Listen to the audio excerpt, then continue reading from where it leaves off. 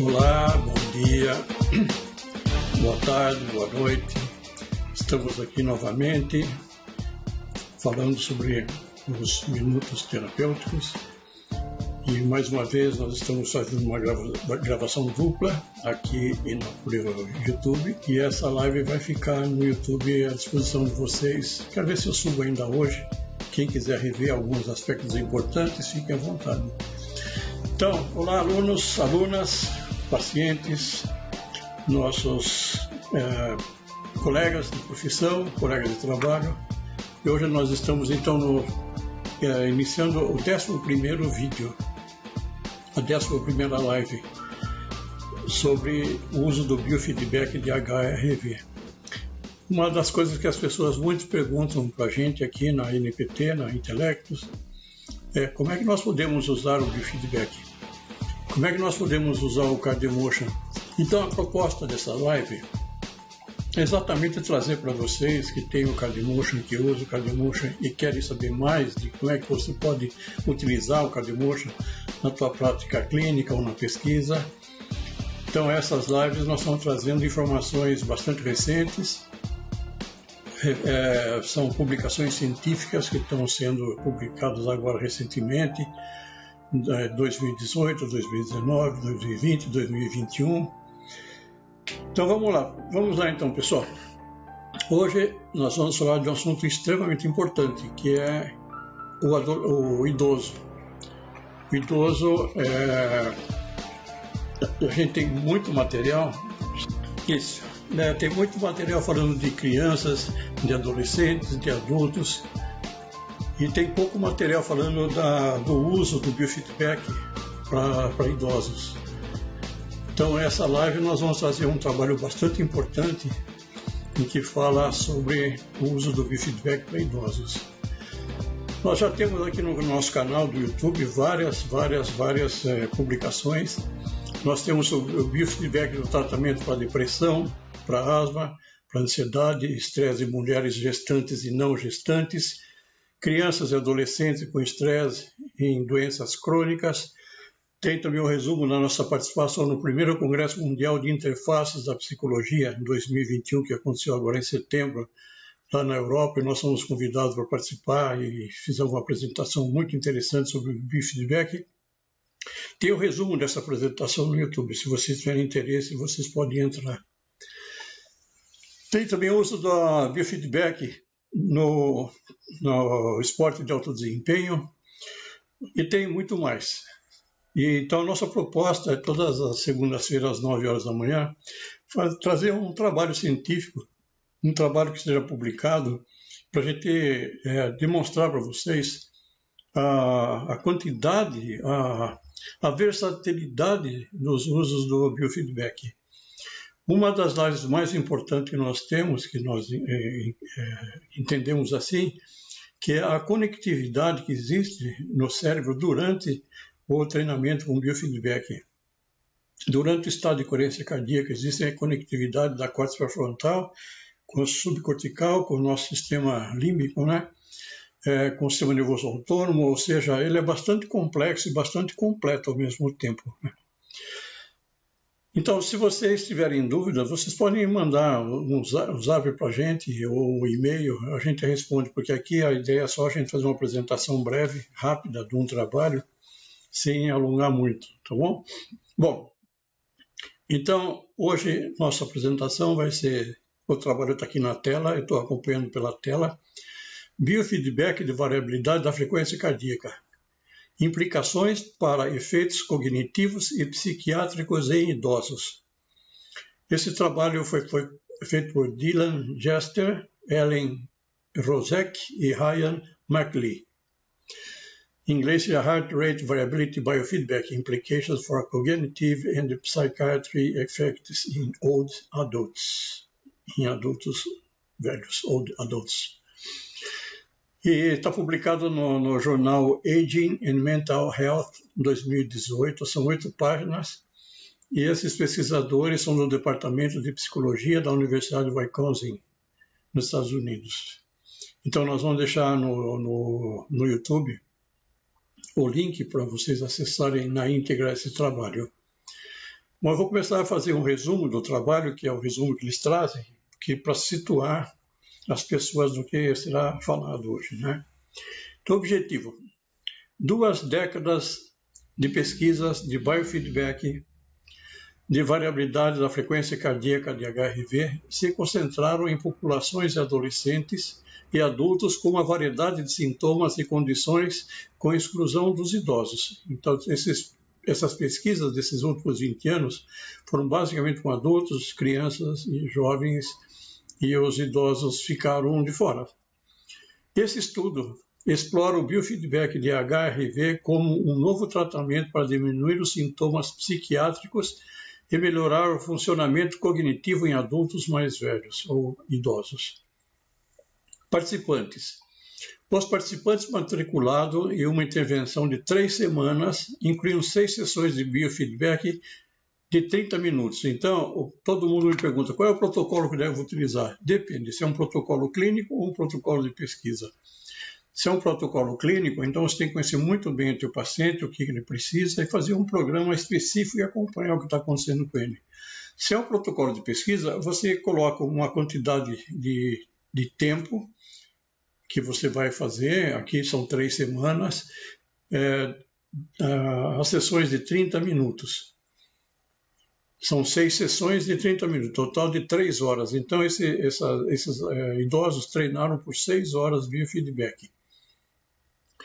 Continuando, medidas neuropsicológicas e psiquiátricas foram administradas antes e depois da intervenção. Eles, então, pegaram uma quantidade de pessoas, fizeram uma avaliação antes e depois e viram se houve ou não uma melhora. Resultado: foi observado diminuições na depressão, ansiedade de estado e ansiedade de traço. Houve aumento de habilidades atencionais medidos pelos testes de atenção, Trail Making Test, TMT, a parte A. Diferenças nas habilidades executivas medidas pelo teste Trial Making Test, parte B, e a tarefa Stroop não alcançou uma diferença significativa estatística, embora as pessoas tenham relatado melhoras. Muito bem. Nesse artigo, então, os autores utilizaram testes que avaliaram a atenção e que esses testes são essenciais numa avaliação da neuropsicologia. O Trial Make Testing e o Stroop Test são considerados tarefas altamente sensíveis a lesões na região subcortical do lobo frontal e suas conexões. São medidas das funções executivas de troca de tarefas, atenção sustentada e seletiva. O Trial Making Test é um teste que pode fornecer informações sobre a velocidade de busca visual, varredura, velocidade de processamento, flexibilidade mental, bem como funcionamento executivo. É sensível para detectar comportamento cognitivo associado à demência. Enquanto que o teste Stroop, ou teste de cores e palavras, permite detectar problemas neurológicos e cerebrais, avaliando os efeitos de interferência entre os 2 hemisférios cerebrais. Então, são esses 2 testes que eles colocaram. Essa descrição que eu fiz agora não consta do artigo original, eu só coloquei para ficar mais claro. Conclusão. Esse estudo sugere que os adultos mais velhos, os idosos, podem se beneficiar de intervenções de biofeedback de HRV muito parecido com as populações mais jovens que foram estudadas por décadas. Então, eles colocam que o resultado para mais jovens, ou adultos e idosos, é o mesmo resultado. Depressão, ansiedade e habilidades atencionais foram positivamente afetadas. Vários participantes relataram melhor qualidade do sono e gerenciamento de estresse. Estudos futuros devem corroborar essas descobertas. Bom, eu acho que isso é um assunto extremamente importante, porque todos nós temos familiares, pacientes, pessoas mais velhas, se nós temos relacionamento, e a gente, então, talvez tenha como responsabilidade ajudar essas pessoas a envelhecerem com saúde mental, né? Bom, aqui vou começar o trabalho propriamente dito. Ali era só a introdução ao trabalho. Então ele traz que os avanços da medicina e da tecnologia têm diminuindo as taxas de mortalidade desde o período pré-industrial. Nos Estados Unidos e muitos outros países desenvolvidos entraram em um período único onde um grupo de pessoas envelhecendo, conhecido como Baby Boomer. Bom, esse Baby Boomer é uma explosão de nascimento de crianças que ocorreu logo após a guerra, né? Então ele fala que entre 1946 e 1964 houve uma explosão de nascimento um boom, né, de nascimento de crianças, logo após a guerra. Então, o período que eles trazem é de 1946 a 1964, como sendo o Baby Boomer. Se a gente usar as taxas médias que a gente encontra na literatura, no Brasil teria aproximadamente 40 milhões de pessoas entre 64 e 75 anos. Então, são muitas as pessoas que estão nessa faixa do Baby Boomer. E continuando aqui o trabalho, está aumentando substancialmente a proporção de idosos na população. À medida que o mundo envelhece, os pesquisadores devem se interessar em estudar maneiras de facilitar o envelhecimento saudável. A depressão é um dos fenômenos mais pesquisados em gerontologia. Na maioria das vezes, os idosos sofrem de depressão subsindrômica, que é um conjunto de sintomas que não atende os critérios limiares para um diagnóstico clínico. Então, a depressão subsindrômica é onde os indivíduos têm sintomas de depressão, mas não preenchem os critérios para diagnóstico de nenhum dos quadros de depressão leve, né, todas as depressões que a gente conhece normalmente. Então ele está um nível abaixo. Embora tenha depressão, o idoso apresenta depressão, está abaixo essa é chamada de subsindrômica, né? A taxa de prevalência é de cerca de 14% e tem associado a sintomas psiquiátricos graves que ocasionalmente se manifestam no suicídio tardio. Da mesma forma, os sintomas de ansiedade clinicamente significativos têm forte prevalência em idosos e muitas vezes não são diagnosticados. A prevalência de sintomas de ansiedade diagnosticada está entre 7% e 58% das populações mais velhas, com maiores taxas encontradas no estabelecimento de cuidados. Então aí, quando você precisa de cuidados mesmo paliativos, esse é muito mais alto, essa taxa. À medida que os sintomas psiquiátricos aumentam, os profissionais médicos devem encontrar tratamentos acessíveis e eficazes que representem o menor dano residual aos usuários, ou seja, usar tratamentos que sejam efetivos. Muitos fármacos trazem problemas residuais, e o que eles trazem aqui é que, à medida que os sintomas psiquiátricos aumentam, os profissionais médicos devem encontrar tratamentos acessíveis e eficazes que representem o menor dano residual aos usuários. A variabilidade da frequência cardíaca, HRV, tem recebido cada vez mais atenção nos últimos 20 anos, como uma medida acessível e eficaz para controlar os sintomas de trauma, melhorando as habilidades atencionais, melhorando o controle executivo, reduzindo a ansiedade e reduzindo a depressão. A HRV trata-se das mudanças entre batimentos cardíacos e é uma das variáveis muito importantes para a saúde cardíaca. Pesquisas mostram que níveis mais elevados de controle sobre o HRV, sobre a variabilidade de frequência cardíaca, resultam em melhor inibição comportamental, regulação emocional e funcionamento cognitivo. Em outras palavras, as pessoas que têm uma variabilidade alta, elas têm melhor controle comportamental, têm uma regulação emocional maior e têm um funcionamento cognitivo melhor. Isso aí são vários os trabalhos que trazem isso. Se a gente buscar aqui no YouTube, no nosso canal, no CardioEmotion, a gente vai encontrar vários trabalhos falando sobre isso. Muito bem. O que o CardioEmotion faz é aumentar a variabilidade da frequência cardíaca. E quando ele aumenta a variabilidade da frequência cardíaca, ele propicia melhor inibição comportamental, melhor controle de impulso, melhor controle emocional, uma regulação emocional e um funcionamento cognitivo, além dos processos fisiológicos, que nós aqui nesse paper não fala, ele só fala sobre a parte da saúde mental de idosos. Biofeedback é o monitoramento eletrônico de uma função corporal normalmente automática ou autônoma, para treinar alguém a adquirir o controle voluntário dessa função. Então nós temos um sistema nervoso autônomo nosso, em que ele trabalha de uma forma automática, e quando ele trabalha de uma forma automática, ele mesmo equilibra o nosso sistema. Mas ele tem a tendência a se desequilibrar, e quando ele se desequilibra, aparecem as patologias, tanto do corpo quanto da mente. E aqui ele traz, então, que o controle sobre os padrões de HRV correlaciona-se fortemente com o aumento da atividade do nervo vago. Lembrando, então, que nós temos o nervo vago ventral, o nervo vago dorsal. Ele vai falar um pouquinho sobre a teoria de Stephen Porges, aqui nesse artigo. Mas vamos lá, então, que o controle sobre os padrões de HRV correlaciona-se fortemente com o aumento da atividade do nervo vago. Lembrando que o nervo vago é que regula muito das funções nossas e o batimento cardíaco também. E que é o nervo craniano que ajuda a regular funções corporais fora do nível da consciência.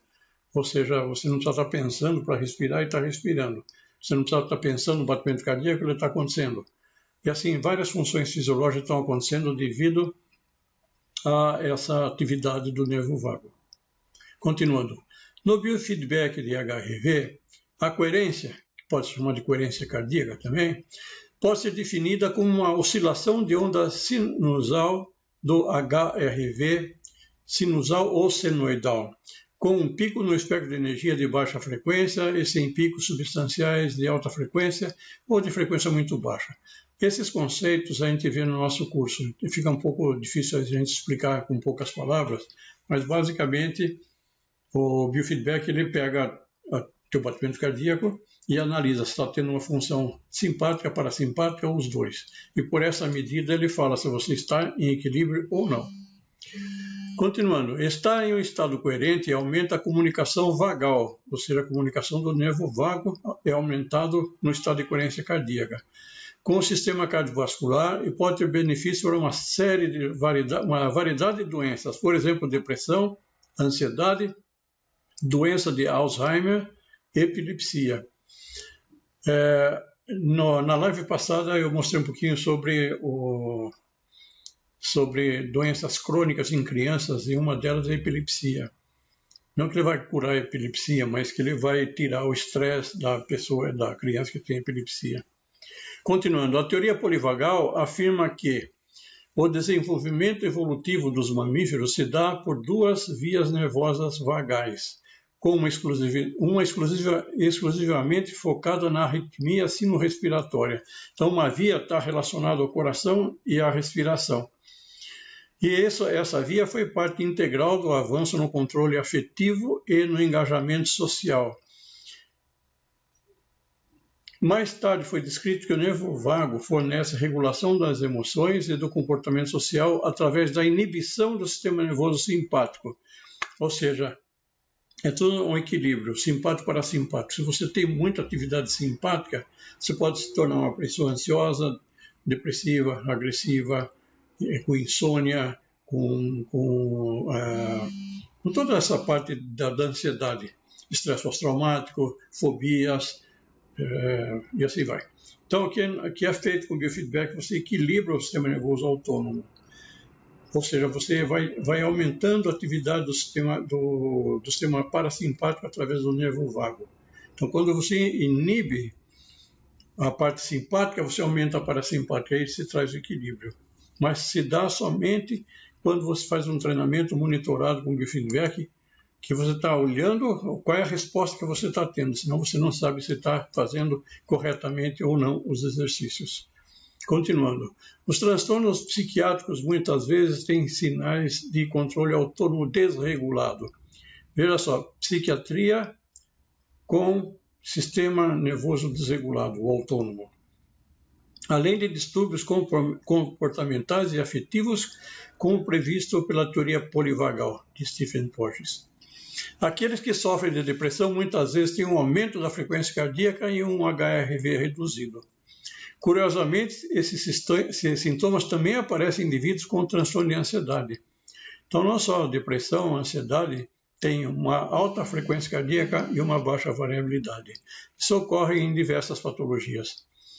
Os indivíduos também enfrentam déficits significativos no HRV devido à idade. Então, conforme a idade vai avançando, a variabilidade vai diminuindo. Por isso que é importante a gente aumentar a variabilidade dos idosos. O treinamento de biofeedback de variabilidade cardíaca tem sido demonstrado para aumentar a atividade vagal, estabilizar a frequência cardíaca e reduzir significativamente a sintomatologia de depressão e ansiedade. Em resumo, o biofeedback HRV tem recebido evidências empíricas promissoras na redução de níveis de sintomas psiquiátricos como depressão e ansiedade. No entanto, as intervenções de biofeedback do HRV são poucas e distantes na literatura para idosos. Ao contrário do biofeedback de eletroencefalograma ou outras intervenções de treinamento cognitivo. Então, tem várias intervenções que têm muito mais publicações porque elas são mais antigas. Como nós só temos aí há 20 anos o biofeedback, então é natural que tenha menos publicações, mas tem cada vez mais, né? Então, alguns autores conduziram uma série de intervenções de biofeedback em idosos, particularmente de avós que cuidam dos netos, para reduzir o estresse da avó. Esses estudos mostram redução significativa no estresse e na depressão. A eficácia do biofeedback de HRV, em comparação com outras intervenções, correlações entre medidas, são referidas por vários autores, através de medidas objetivas, pontuações de parâmetros críticos para avaliação do biofeedback como intervenção clínica. Embora poucos estudos implementem o biofeedback do HRV em população idosa, este novo tratamento tem o potencial de atender idosos que podem não ser capazes de pagar medicamentos para combater sintomas psiquiátricos. Memória, controle executivo e atenção são 3 construtos cognitivos críticos que nos tornam exclusivamente humanos. Em idosos, essas habilidades são especialmente cruciais para uma vida autônoma. O controle executivo é a capacidade de estabelecer a devida contenção e implementação de emoções, comportamentos e estados mentais ao completar uma tarefa. O envelhecimento normal, ou seja, a senescência, não produz reduções drásticas nas habilidades executivas. No entanto, doenças neurovegetativas e neurodegenerativas podem produzir prejuízos visíveis na memória, linguagem, controle executivo e atenção vários anos antes do diagnóstico inicial, que seria a senilidade, né? As reduções relacionadas à idade no HRV estão correlacionadas com o comprometimento cognitivo, declínio funcional e mortalidade em idosos. Além disso, o baixo HRV está associado a fatores de riscos modificáveis para o comprometimento cognitivo, incluindo inflamação, hipertensão, diabetes mellitus, depressão e sono ruim. Esses são alguns dos fatores que atrapalham o idoso e que pode ser melhorado com o biofeedback.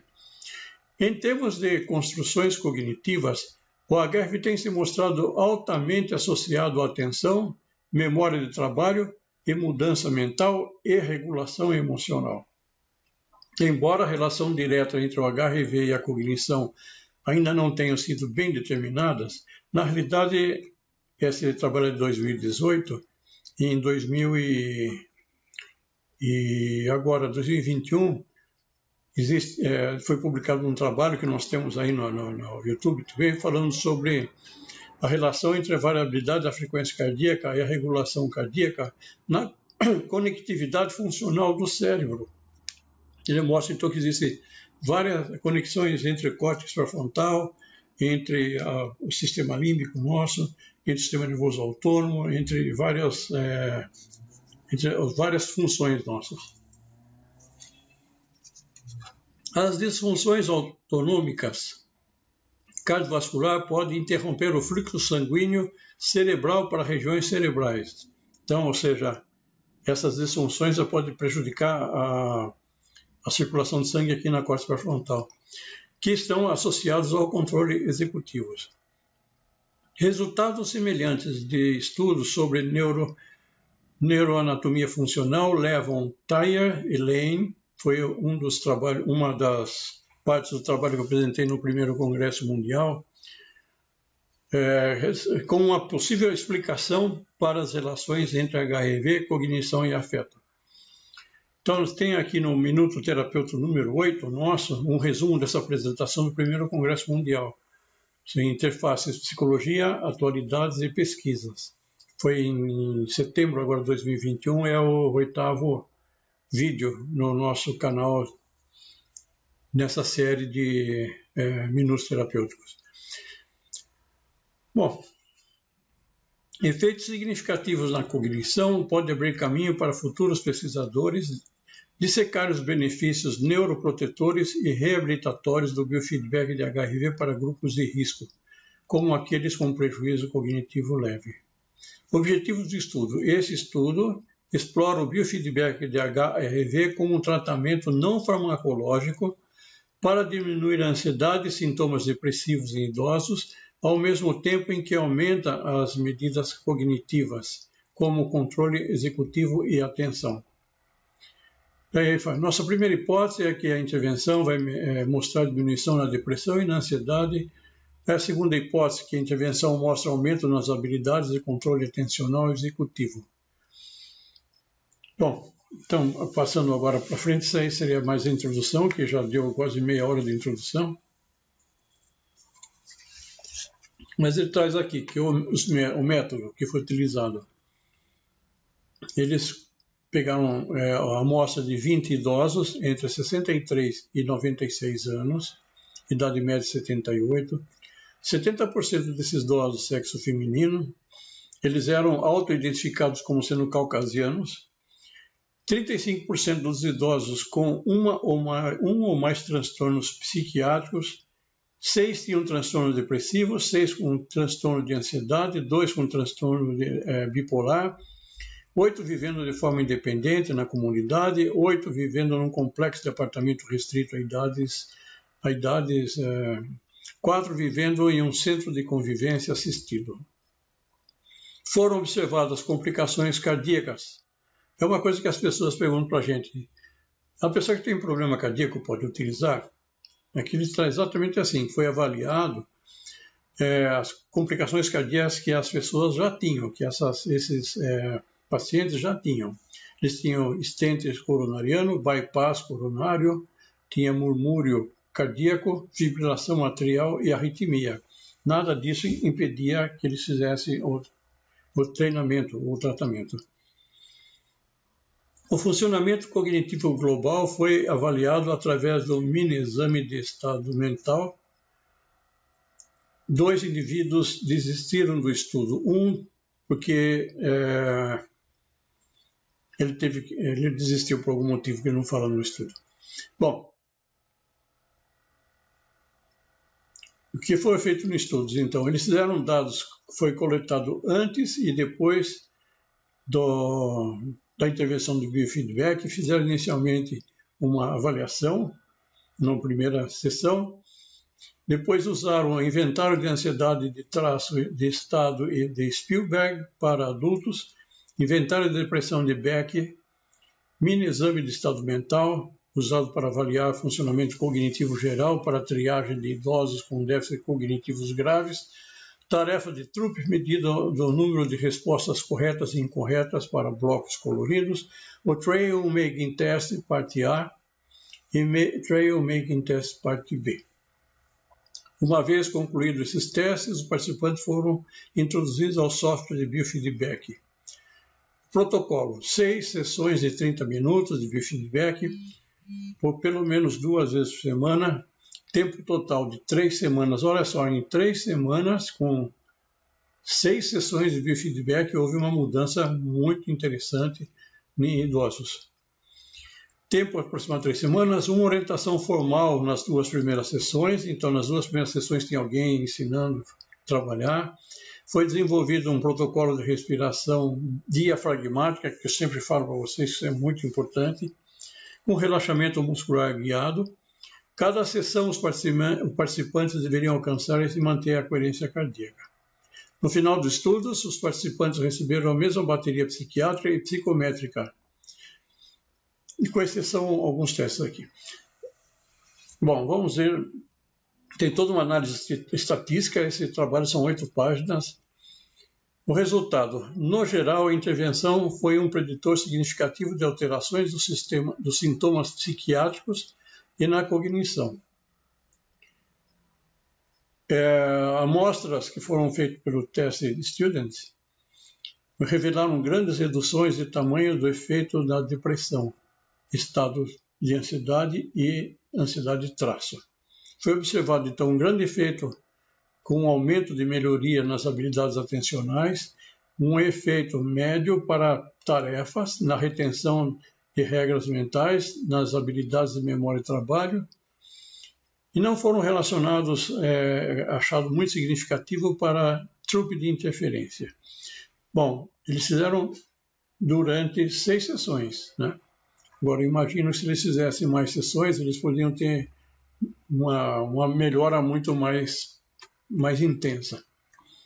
Porque são 3 horas de treinamento, são 6 sessões de 30 minutos. E aí, quando eles perguntavam para os pacientes, você gostou de usar o software de biofeedback? 94% dos participantes responderam positivamente. Como o biofeedback afetou sentimentos de ansiedade ou de preocupação, 67% responderam que sim.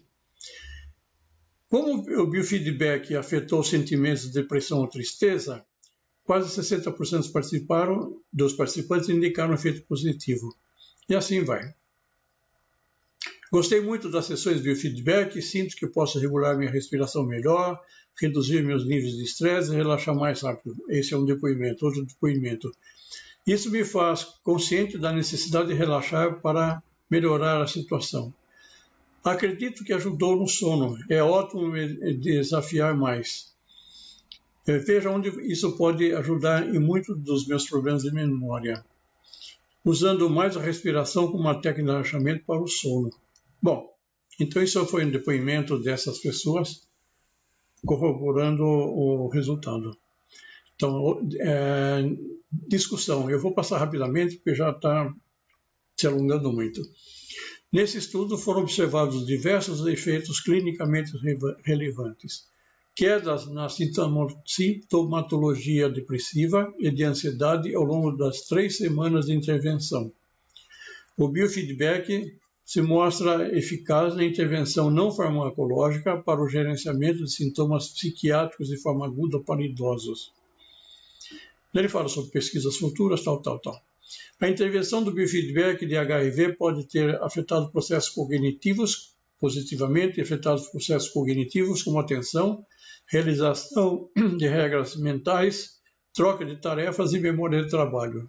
Um grande aumento no efeito das habilidades atencionais e que mais?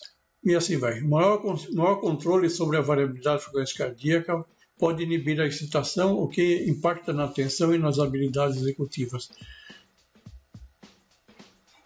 Bom, eu tenho muito mais. Então eu paro por aqui, porque senão não tem fim. Mas em resumo, os sintomas de depressão, ansiedade, estado e ansiedade de traço foram reduzidas no final da intervenção. Os participantes subjetivamente declararam benefício para o sono e gerenciamento de estresse. O biofeedback de HIV pode ser um tratamento eficaz para controlar sintomas psiquiátricos e uma base para pacientes, uma fase aguda para pacientes idosos. As habilidades de atenção podem ter sido positivamente impactadas. E aí, em conclusão, essa é a última linha. Em conclusão, idosos com sintomas psiquiátricos podem apresentar os maiores benefícios de contratação desse tratamento não farmacológico E o biofeedback da HRV pode melhorar o desempenho em medidas neuropsicológicas relativas ao declínio cognitivo. Muito bem, então hoje nós apresentamos esse trabalho que foi focado em idosos, mostrando então que o biofeedback pode ser utilizado tanto para crianças, adultos, adolescentes e idosos. E só resumindo, o título dele fala basicamente biofeedback da variabilidade da frequência cardíaca, implicações para efeitos cognitivos e psiquiátricos em idosos. Foram Dylan Jester, Ellen Rosek e Ryan McClay. Foi publicado no Aging and Mental Health 2018 e esses pesquisadores são do Departamento de Psicologia da Universidade de Wisconsin, nos Estados Unidos. Bom, pessoal, então era isso que eu queria mostrar para vocês hoje e espero que tenha contribuído para um melhor entendimento do que é o biofeedback. Então, até mais, até segunda-feira que vem, nesse mesmo horário. Tchau, tchau.